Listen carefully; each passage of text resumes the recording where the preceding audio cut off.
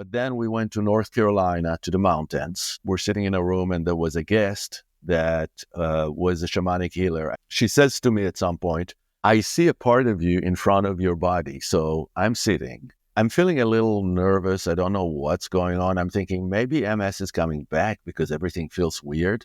And what she's saying is, I feel a part of you that is in front of you. Would you like me to bring it back into your body? And I said, yeah, of course. And because it felt really uncomfortable. And she put me flat on a table. I had 15 women around me. The expert is giving the instructions. And what happened, it's hard to describe.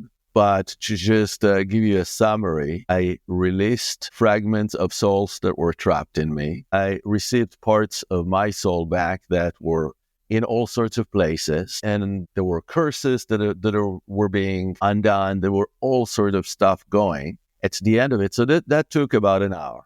And that changed me so much. Today's guest is Ofer Niv. After receiving a life-altering diagnosis of multiple sclerosis, Ofer was faced with really a choice. He could accept the limitations of his condition or really embark on this journey of self-discovery and healing. What followed was truly a transformation, and it was one that not only led to the disappearance of his MS symptoms, but it also really shifted his entire approach to life, work, and relationships. In this episode, we talk about the pivotal moments that shaped his path from a shamanic healing session that reconnected him with lost parts of himself to really discovering the power of meditation and finally energy healing. We discuss how his inner alignment brought this calm to his household, it reshaped his relationships, and it truly opened his heart to a deeper spiritual connection. Ofer's story is certainly a testament to resilience. It's also about the importance of listening to ourselves and, again, the potential for growth that lies within all of us. So without further ado, here is my conversation with Ofer Niv. I'm Matt Gilhooly, and this is The Life Shift. Candid conversations about the pivotal moments that have changed lives forever.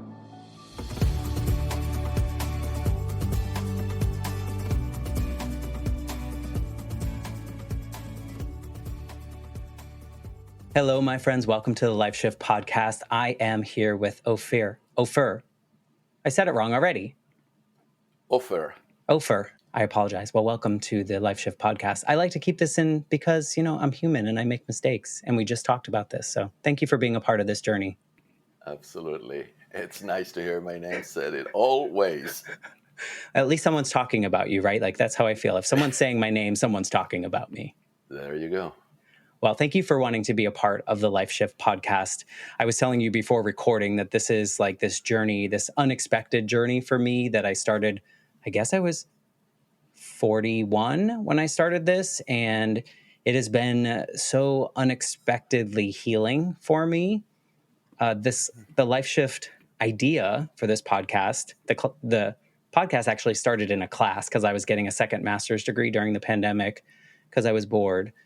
And I was like, what am I going to do for this podcasting class?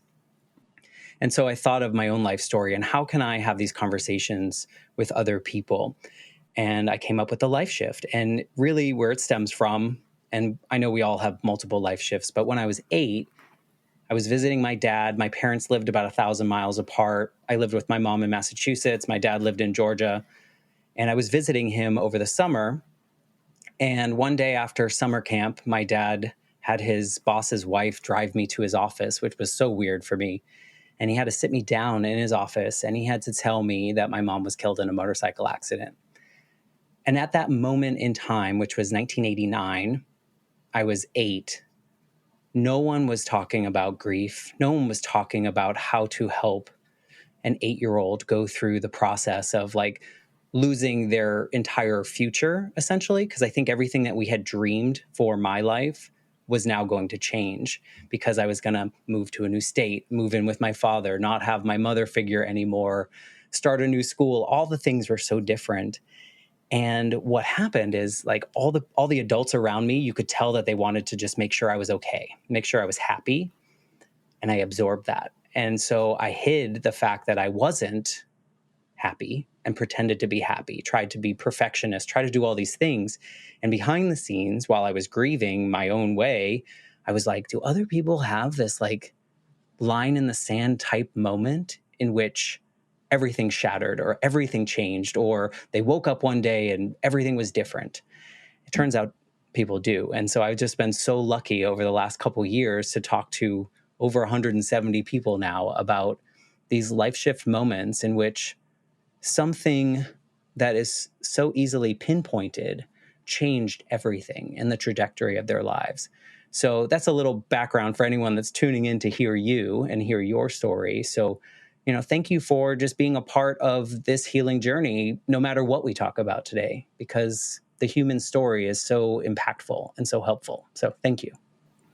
Sounds beautiful. And like I told you before we just started, very refreshing because I don't think that I've had an online conversation like that. So very cool. It has taught me so much about listening. You think of a podcast and you just think of like voices talking. But as a host, I realized that my story is just a tiny blip in this journey. And it's about how can I listen, really listen to someone's story and ask them the questions, like I told you before we started recording, ask them the questions that growing up I was taught that I shouldn't ask. Like, the curious questions, the things that might make people maybe a little uncomfortable or share something they've never shared before. So it's really been quite a learning experience as well to just be like a better human. So, like the storytelling aspect of it is just like so inspiring. So I'm really looking forward to hearing your story and how you set it up. But before we get into that, maybe you can tell us, or you can tell us, in 2025, how do you identify? Who are you in this day and age? Already an interesting question. I feel open, very open to new learnings. Life is not easy, but life is extremely interesting and exciting. That's what I feel. I mean, that's awesome. What do you do on a daily? I've been all my life almost professional manager, all kind of stuff. What I do since retirement is energy healing, specifically something that is close to shamanic energy healing. I developed my own way of doing this. Been doing this probably almost 10 years, and I started doing it full time after retiring in at the end of 21. So welcome to retirement. It's funny to hear like you were in like management and stuff like that, and then to hear what you're doing now. Is it more like heart driven, centered? Like you've really like this is your passion? It absolutely is. It is something that started from. If we can talk about a pivotal moment, it's something that started with getting sick, and it's not the first time I got sick, but maybe it's the first time that I had to pay attention, like really pay attention. I'd say that I was hypochondriac most of my life. So I always thought in one way or another that I'm very sick and that I'm going to die. And then in 2000, things started to get a little more serious. Like, no, the blood test is fine. Everything is good. That there actually was a problem. So in 2001, I was identified with thyroid cancer. And as a result, the thyroid got removed. I think at that time, I just got interested in what does it mean to be healthy and how to stay alive when you have a problem like that. I was lucky to have a very easy cancer. That's what they said, that if you have to have a cancer, have this one.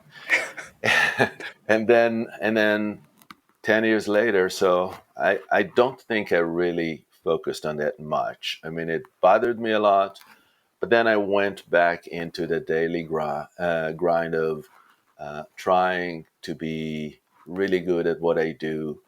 And that included periods of months of sleeping like 2 hours a night and trying to catch up on email or doing deliverables. And at that time, I was a senior manager at Wells Fargo Bank. So a big bank, a lot of responsibilities, being always waiting to wake up in the middle of the night with some call. This needs to happen. This doesn't work. Stress was building up, and I was aware to some degree until I started to feel someday tinglings in my fingers, and it wouldn't go away. After several days, I started to feel tingling in my feet, in my toes, and I went to a doctor. It turned out that this is multiple sclerosis. It was a long line of tests to prove this. Once it was proven, it was basically said that things were going to have to be managed. There is nothing that can heal this in Western medicine. It started a long journey for me because I really didn't like to hear that something happens that will shorten my life, that my nervous system will deteriorate. It was also diagnosed in a very strategic place, like right at the connection point between the head and the rest of the spine. And so it was affecting a lot of things in the head. The whole body was affected by it. And this was the beginning. It got worse. And so they put me on some medicine. And what happened to me then is I just started to be very curious about what can change that will get me out of it, because I knew that lack of sleep, a lot of stress, not a good thing. I started to read books. I read one book about MS that taught me how to change my supplements to address the situation. So I did, but I didn't really know if that was going to work or not, because everybody is different. And my symptoms didn't go away. My fear didn't go away. Actually, I was highly anxious. I remember all sorts of treatments at home when I was having I don't even remember what they're called, but I was trying to maintain a life of work, but only like a half speed of what I usually went. And the second was like, what am I going to do? What am I going to do? I felt not for the first time, but maybe at the first time that it's like I'm going to die. I mean, it felt really real for me. I remember a trip to Italy at around that time that was just pre-planned. I didn't really want to go because I was depressed. And it's like we're in Tuscany, we're visiting galleries, we're looking at places, and is this the last time I see this? I mean, when I'm saying it now, I'm feeling like maybe there's a lot of self-pity involved, but it felt very real for me. It felt like this is it, and I literally felt like my body is losing force, like I don't have muscle strength, and some of it was probably in my head, and a lot of it was just kind of imagining of how it's going to happen, and it didn't feel good. I was just curious if because you briefly described like your work ethic before all this and kind of this like achievement type culture, like chasing and trying to do more and do better. Do you think part of that played into the fact that you were now diagnosed with something that didn't necessarily have a cure or an answer or something that you could button up or close or figure out the answer to? Was part of Do you think some of that played into the way you felt about this? I'm sure it did, because I like to know that I can control outcomes, and I've been a manager for many years, and you sort of have the expectations, and you also have the means to make something happen, and you also have due dates, and there are deliverables, and yeah, you feel like I know how to do this, and then there is suddenly something that there is no manual, and you would be amazed if you knew how many how-to books I have, because I was always interested in how do you do something. So I think my how-to kicked in, but from a different perspective, because there was no traditional way to change that. I had to be on medication. There was no traditional way that I knew what to do. The only thing that I could do is maybe go a little bit slower and take my time and see what happens. And I started doing this. In fact, I started to meditate. I learned that you slow down and you start to meditate, and things just felt different. I mean, I didn't have any revelation, but I think what happened is I opened up to the possibility that the change is not going to come from anything that I'm going to do, but maybe it'll going to come from me not doing anything. And that's where I ended up, is just working, still working because I had to work, but then meditating, taking it slow, and listening to some podcasts that I found interesting. And one of them was so interesting because it's talked about life purpose, which never occurred to me. No.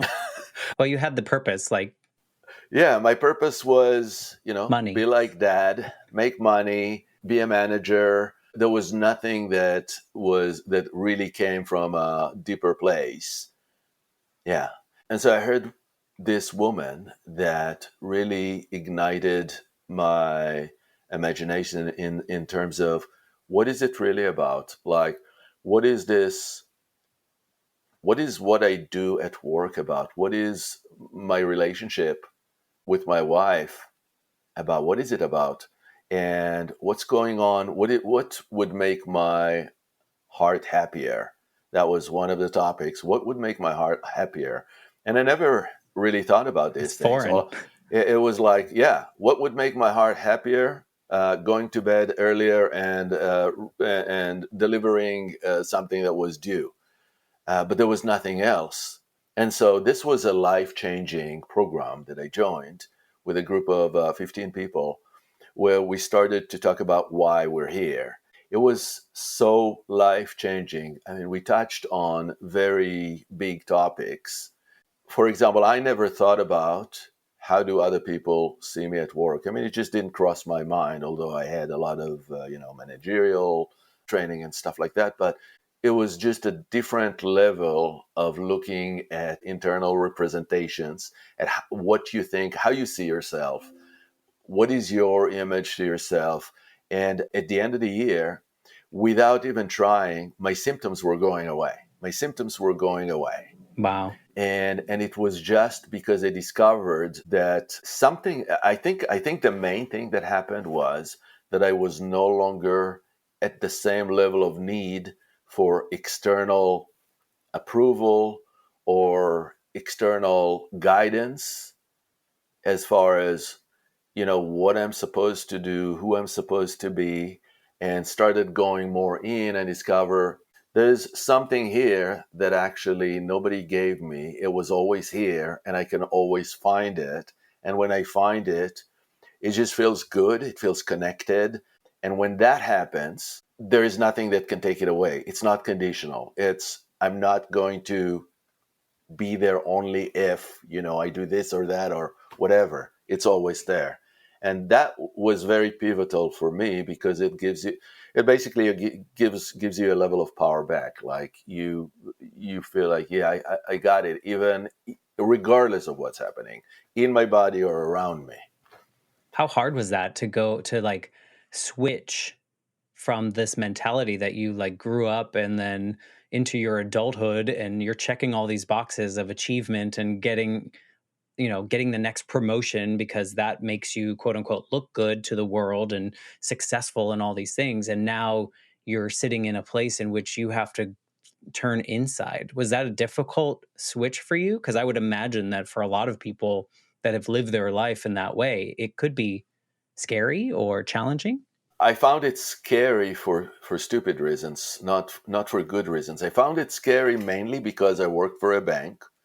And some of the conversations were really what I would say woo woo kind of things about It's not black and white like your job. no. And I was literally thinking that somebody at the bank would know that I'm having these conversations, and they would say, you don't do this in a bank. I mean, it was so weird. And of course, a moment to understand, yeah, that's the level of me being a soldier.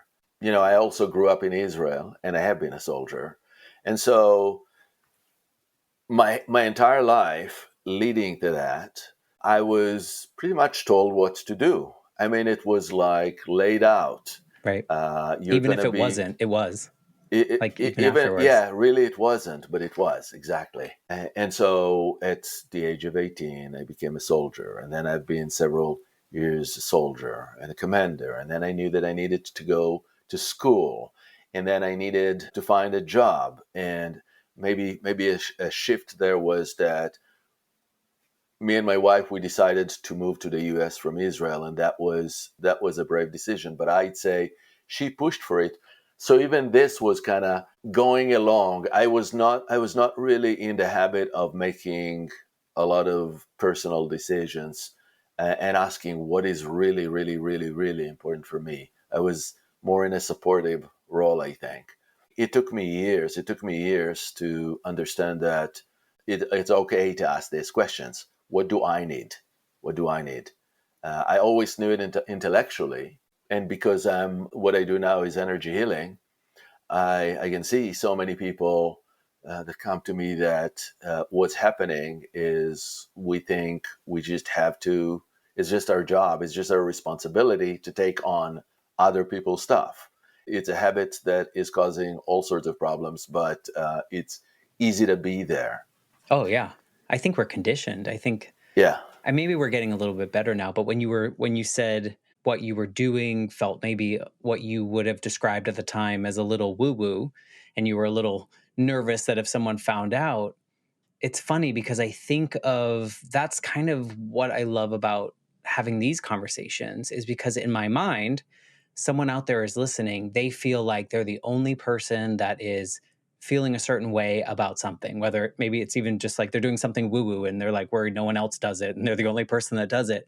But then they hear someone like you share this story out loud and it like gives them permission to feel validated in the way that they feel about themselves, that they're not the only ones, it's not something weird or embarrassing or any of those pieces.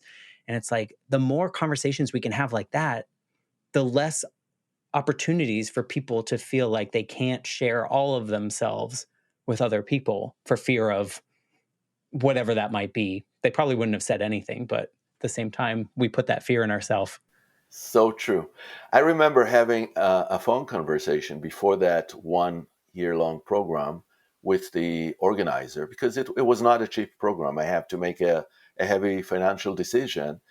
And it was like, so what's in your way? What is in your way? And I like, when I'm talking about, when I'm hearing you talking about like the Rothschilds and these 12 families that run the world, I'm feeling like I'm in information technology.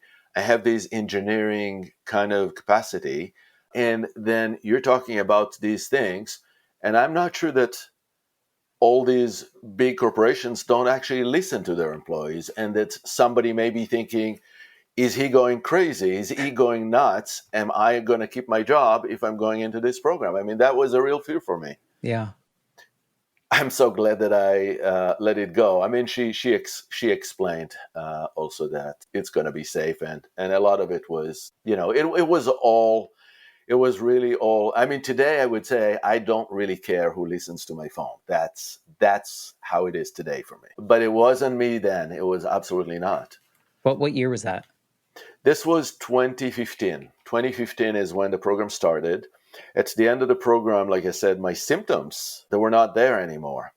So what happened? We went to a get together. We met in different places in the world, like Canada, in Ireland, which was beautiful.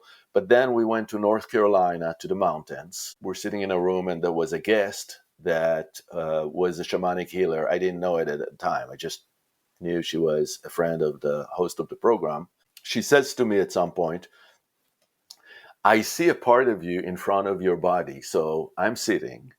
I'm feeling a little nervous. I don't know what's going on. I'm thinking maybe MS is coming back because everything feels weird. And what she's saying is, I feel a part of you that is in front of you. Would you like me to bring it back into your body? And I said, yeah, of course. And because it felt really uncomfortable. And she put me flat on a table. All these people in this self-discovery program, except for me, were women, because that seems to be, at least then, that seems to be how it worked. Like women were way more interested in self-discovery and intuitive kind of stuff than men. I think this is slowly changing, but I had 15 women around me. She's The expert is giving the instructions.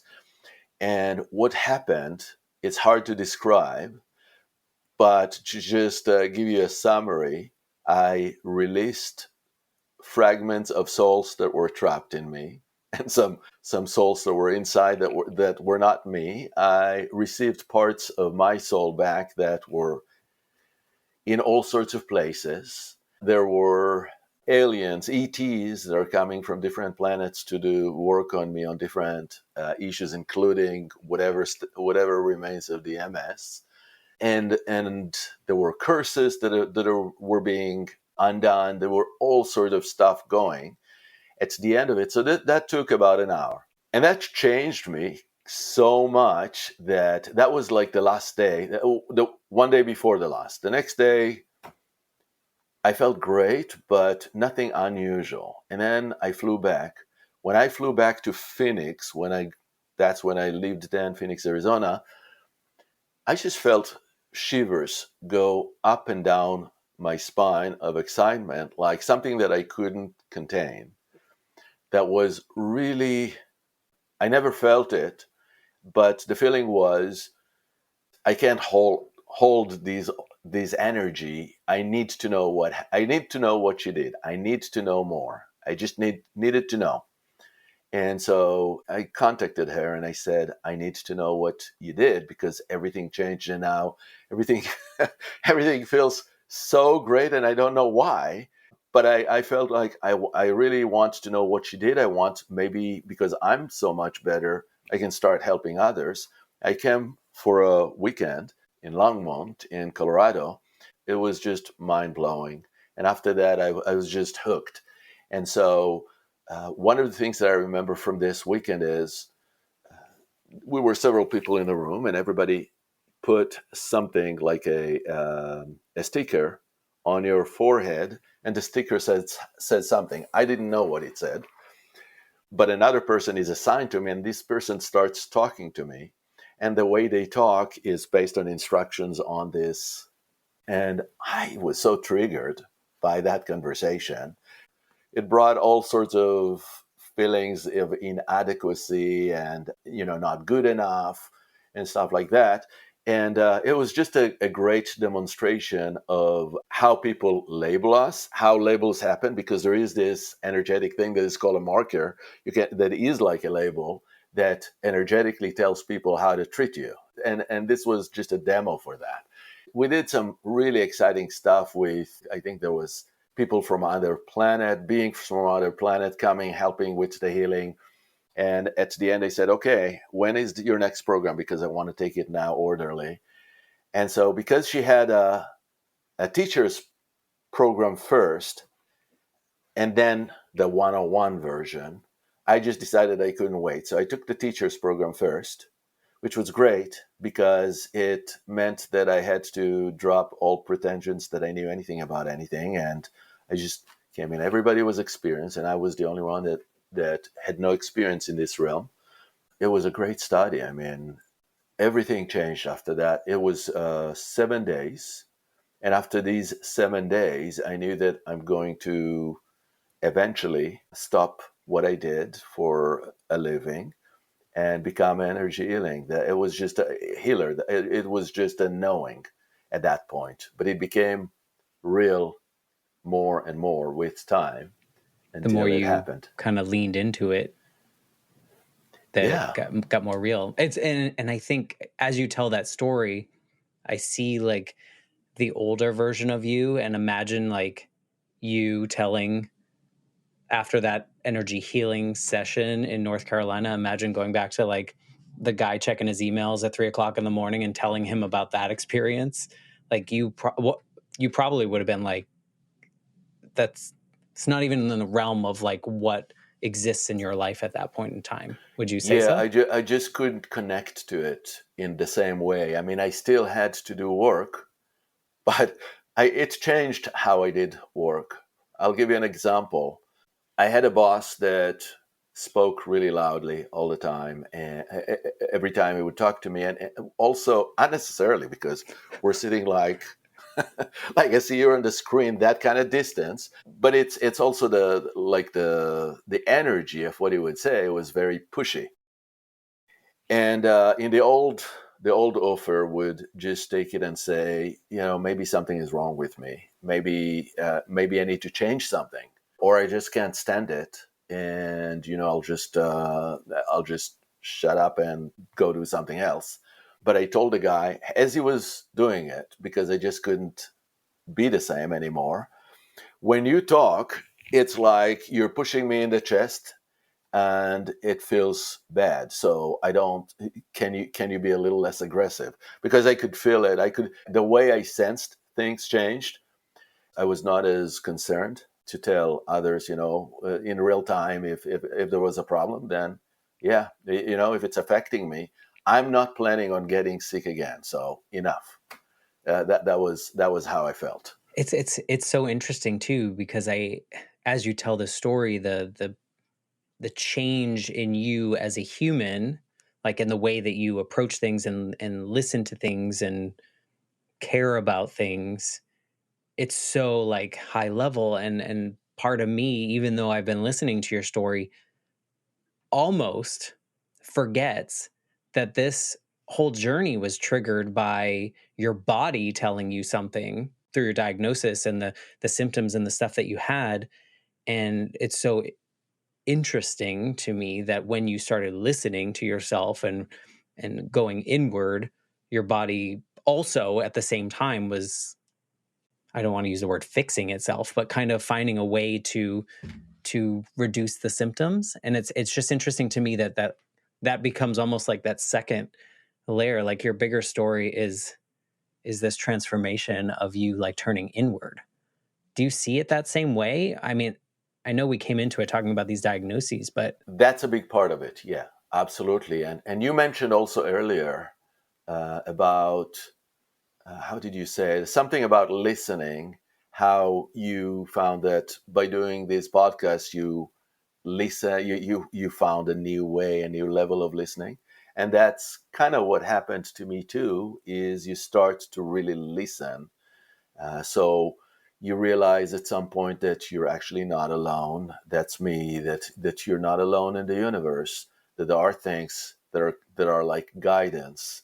If you want to be quiet enough, you can listen to the silence instead of the chatter that is going all the time. I heard a shaman saying that as far as hearing goes, you should listen to what's outside of you 80% and only 20% to what goes inside of you, because what goes inside of you is chatter. But I would say, in addition, these 80% should also go inside, but learn to have a distinction between your own chatter and between guidance, because these are two different things that are coming through the inside. And it's kind of interesting, because guidance, the way I know it, divine guidance actually speak through the throat, not through the ears. And so for me, that's a place of distinction. You're so right in that I have to learn to listen to my body. I had to learn to listen to something that is not my mind, because my mind was talking endlessly, ceaselessly all the time.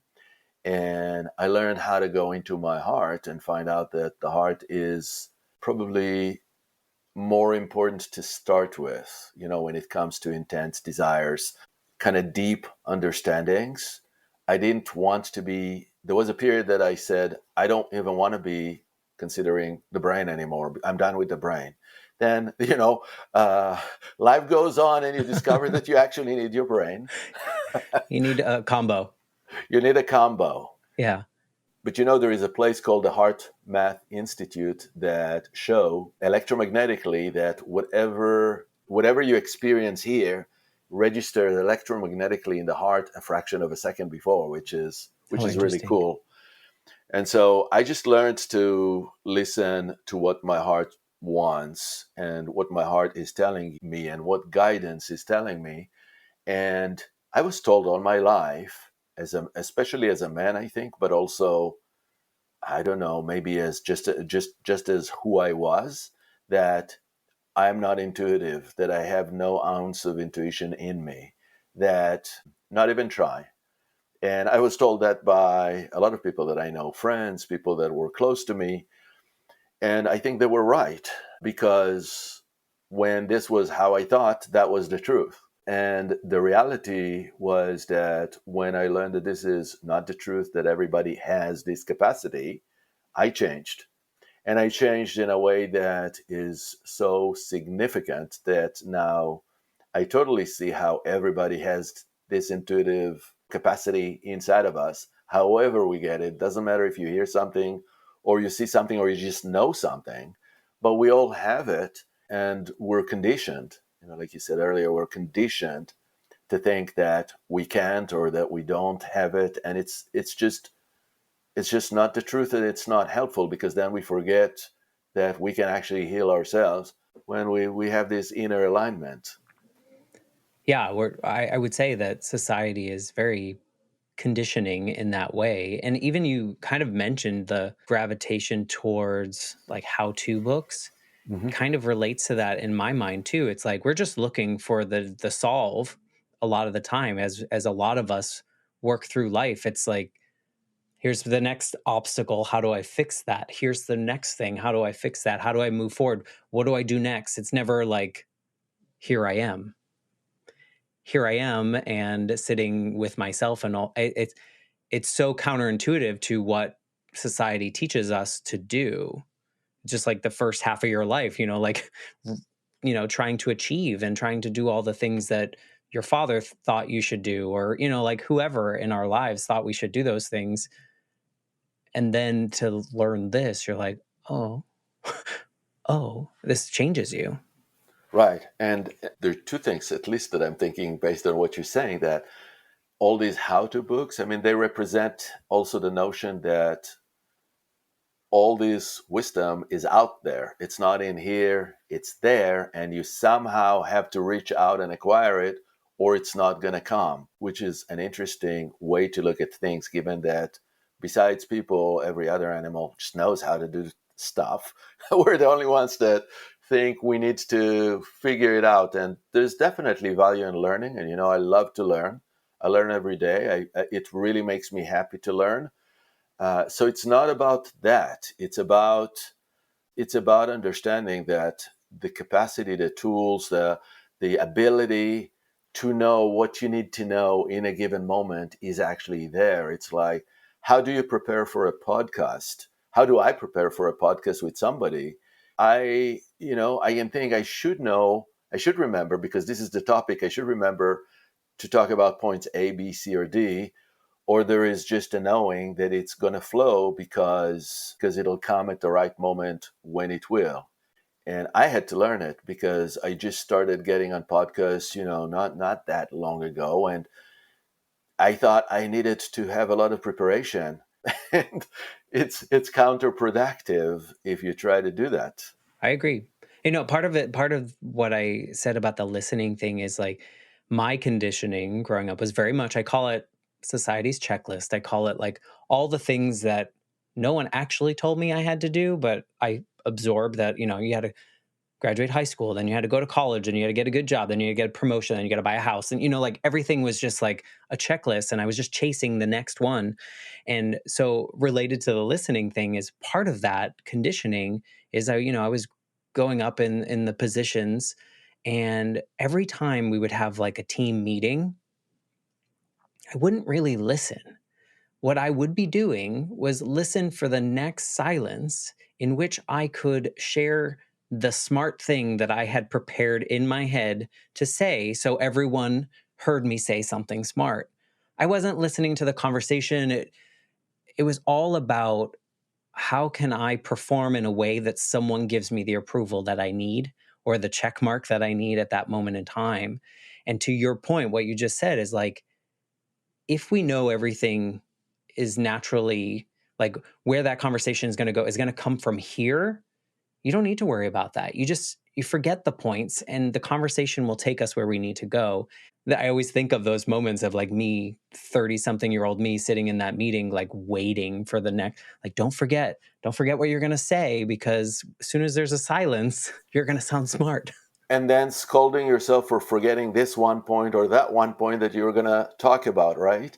Plus, I didn't get to hear anything that anyone else was saying because my mind was so focused on not forgetting that one smart point. Absolutely. I mean, I also in becoming and it's not. I don't identify myself with being a healer.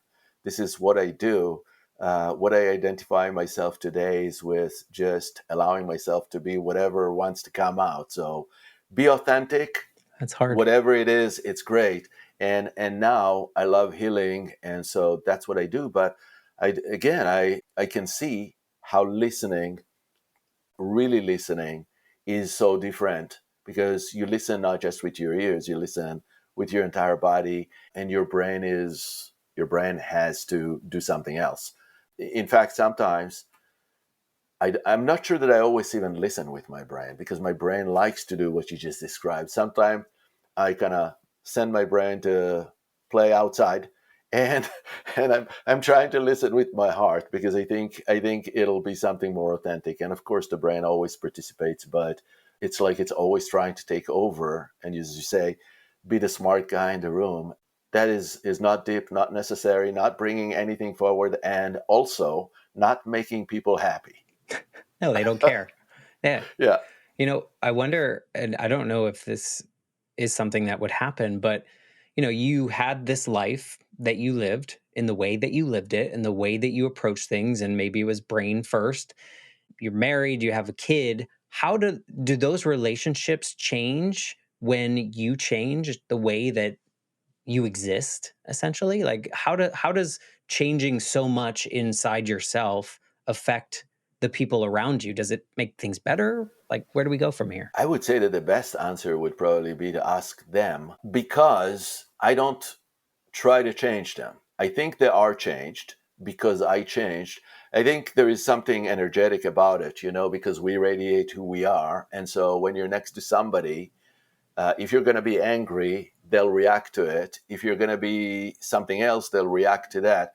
Or I think what happens with me is when I'm really aligned with who I am, and I'm not just an explosive reaction to something, which happens. I'm still a You're human human. being.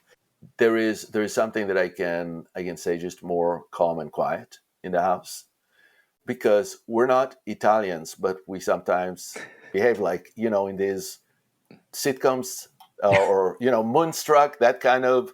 This is what we are. This is what people in Israel are like. This is how we grew up. But I think there is a lot of calm, no matter what's happening outside, no matter what the external pressures are. We know how to be calm, and how to be calm towards one another, which I like. This is probably a big thing that I brought in, because there was a lot of drama before. Part of my brain was like, I wonder if he's going to say that like his wife likes him better now because he's a different way, or like his son, you're connected more. Because like part of me is like, that has to be so interesting as the person on the outside, the person that isn't going through the Yeah, we're still transformation. very different and have different opinions about all this. Like, my wife is not necessarily into a lot of woo woo, and I totally respect that. I think that we just don't have to be the same, which maybe is a different thing from where we were before. Yeah, no, that makes sense too, because if you're fully aligned and content in the way that you're moving through the world, that almost seems to automatically make you respect how other people choose to do the things in their own space, in my Yes, opinion. I don't know. I'm not where you are yet, maybe someday, but that's my assumption. you are where you are. Yeah. Which is And different than where I was. So, exactly. Yeah, I really know that it's a knowing that what we feel, what we radiate outside. I sometimes tell people, just do this experiment, be angry or be something else, be worried, and then go into the supermarket and get that experience. And then the next day, do this exercise that'll give you to calm yourself down and to see everything differently and to feel very centered in you, and then go into the supermarket and see how the line is different, and it will be a different experience. Yeah.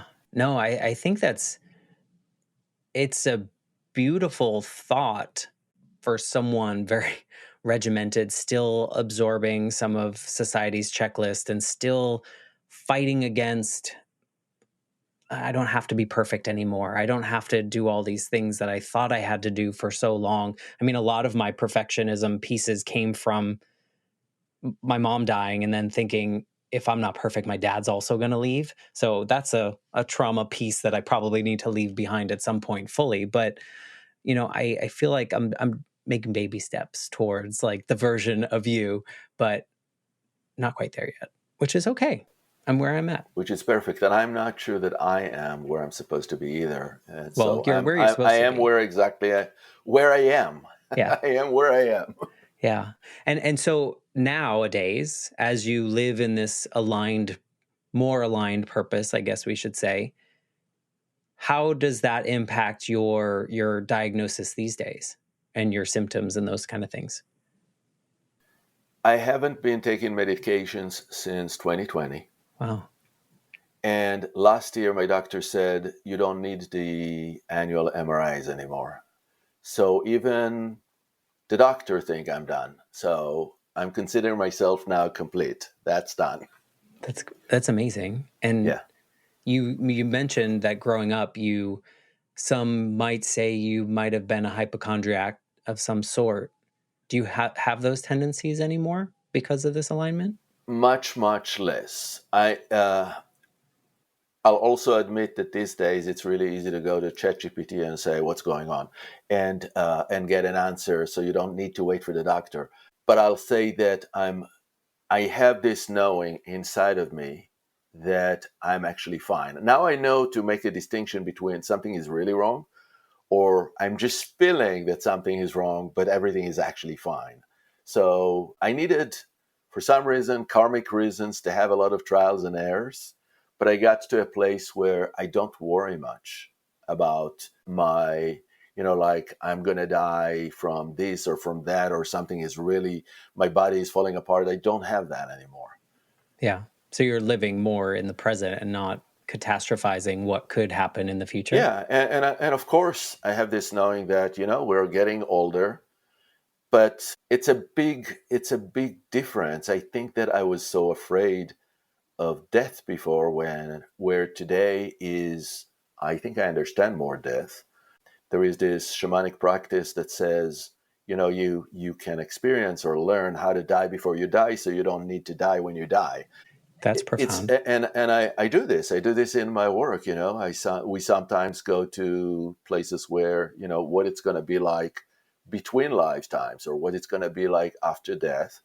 And when you just familiarize with yourself with these kind of completely different concepts than what I had before, as growing Jewish with very different concepts, it makes things very different. And I'm not saying that there is no fear. There's always fear, and fear is probably healthy for survival. But the problem is when fear becomes constant stress.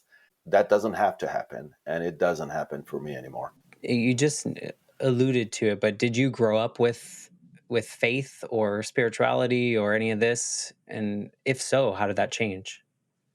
My father was born to Orthodox Jews, very religious, but he rebelled.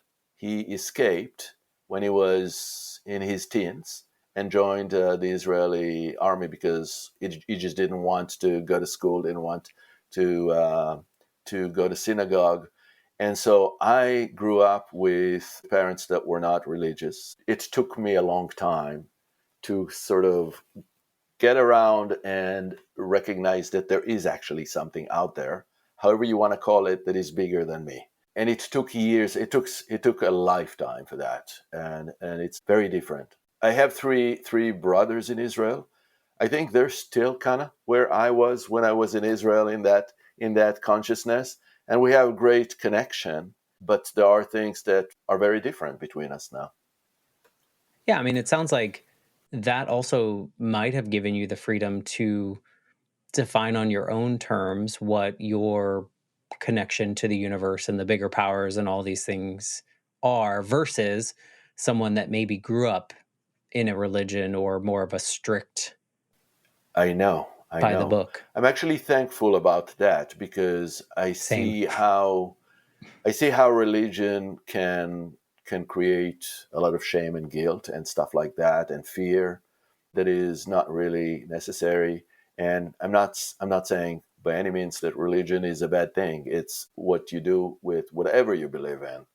But I consider myself now not religious in the terms that I follow a script, but I'm spiritual, and I certainly recognize that I'm not the only thing or the top dog or anything like that in the universe. Yeah, which maybe the earlier version of you was chasing to be the top dog at Wells Mm-hmm. Fargo or wherever you were, those particular places, and You're right. That's realizing that we're just kind of like a speck of thing, like a speck of dust in the Yes. grand scheme of things. And maybe that helps us not worry or stress about things as much because we're just a little piece of the big puzzle.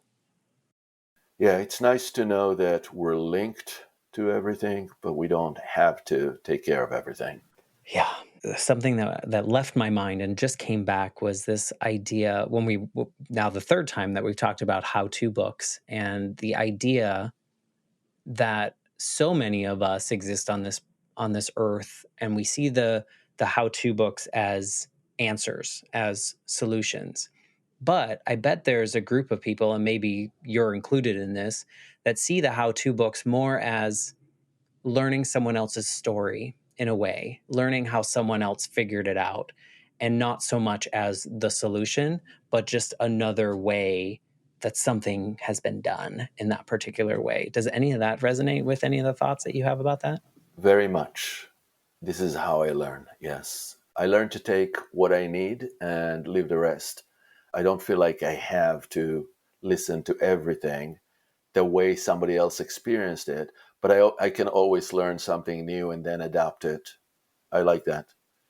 I mean, I'm aware that there are patterns of energies like rituals that really have power because they've been repeated exactly the same over and over and over for Fair. 1,000 years.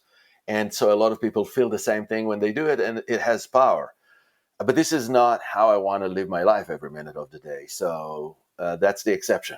No, I mean, that visual came to my mind in this conversation. So it's something that I've never really thought of before as a how-to book, being like more of someone else's story and their way of doing things. And I was of the mind until this conversation that they were just like, I go to that so that I can solve this problem that I'm facing. And maybe my outlook has changed a little bit just in this short conversation. So thank you for that. When you're looking at all the life shifting moments that you kind of discussed here, which I'm sure there are a lot more besides the ones that you talked about here, which part of that do you feel is most pivotal? Was it listening to that podcast? Was it talking to that person? Was it your diagnosis? Like, which one do you feel like really pushed you in this direction to be who you are now? I believe physical it's the physical change in the body that started the process, because it was like a downhill process that got accelerated big time with this diagnosis. I felt like I had to do something. Maybe I would fall on something else. Who knows? Maybe I would find a miracle herb that would have cured me, but that's not what happened. So I think if you want to think in soul terms, I think my soul directed me to this thing so that I could find that podcast, that program, that way of living. But the guidance had to start in a big blow to the way I lived my life, and that was the physical. So that was like the triggering moment. Yeah, and I asked that because I know people, and I know people do this, and it's fine because they're human. When you get a diagnosis like that, sometimes you just don't do what you did, right? Like you just take it, and then that's what it is, what it is, right? And this is what I have to accept.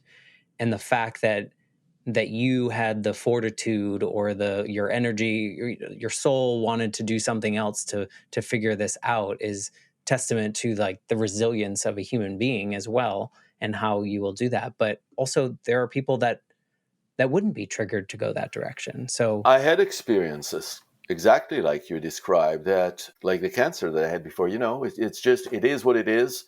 And you just have to keep on going. And for some reason, and I think this is coming from above or from the soul level, that this was something that needed to happen so that I do something else. yeah. If I kind of like to wrap these up with a question, and I'm wondering if you now 2025 could go back to you those days when you were getting 2 hours of sleep and stressed about the next contract that you had to sign or problem you had to solve, is there anything that this version would want to say to him? The first thing that came to mind, so I'll say that you're not alone. Mm, yeah. And it's going to be okay, which those versions of us would be like, what are you talking about?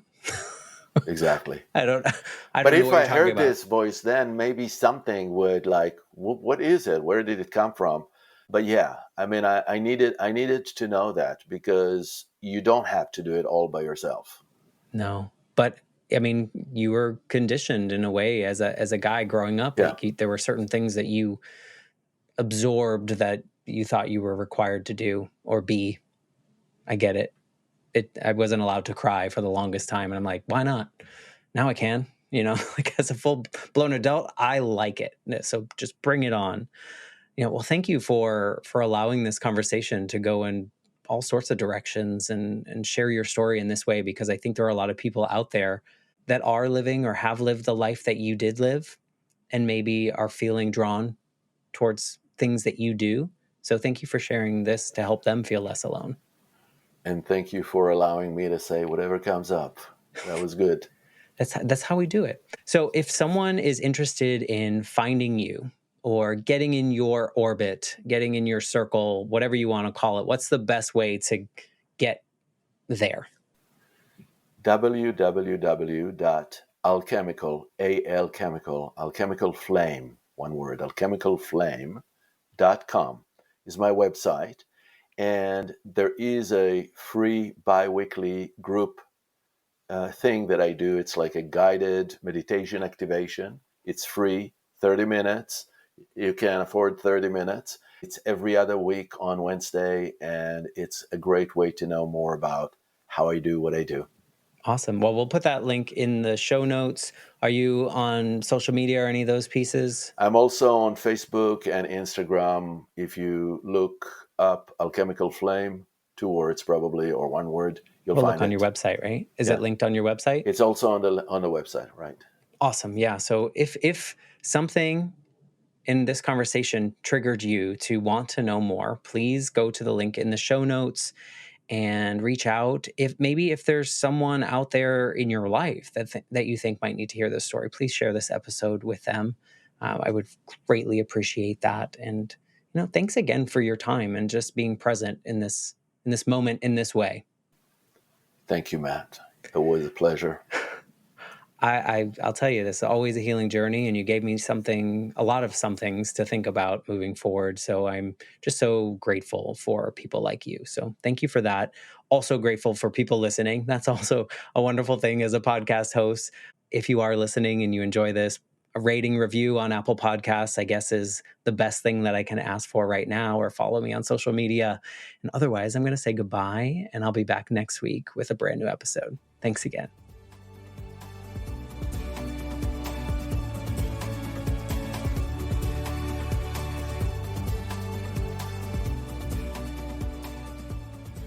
For more information, please visit www.thelifeshiftpodcast.com.